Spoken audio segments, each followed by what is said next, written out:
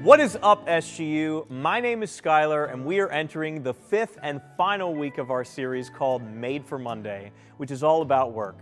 In week one of our series, we talked about how work is a gift from God. As much as it doesn't seem like it sometimes, and as much as our culture affirms that the pathway to happiness is by retiring early and not working anymore, work is truly the breath of life. To close out this series, I wanted to retouch on this concept. But I wanted to talk specifically about provision.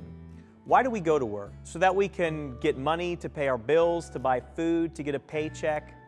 However, when we think of our work merely as a means of provision, we're getting off on the wrong foot when it comes to work. The first question is, who really provides for us? Because we spend most of our waking time working so we can get a paycheck, we think that our work provides for us. But let's take a look at Matthew chapter 6. Jesus says, "Look at the birds of the air. They neither toil nor spin, yet your heavenly Father feeds them. Are not you more important than they?"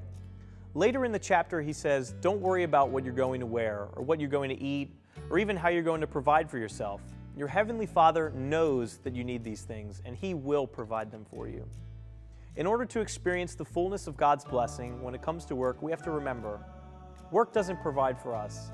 God provides for us through our work. Secondly, when we become too concerned with finances when it comes to work, we forget that God has a calling for us. Your work is a calling. We talked about how God has given us gifts and talents, and he wants us to utilize them. We have to remember, in order to get the fullness out of God's blessing of work, is that work is a calling and not just a means to an end.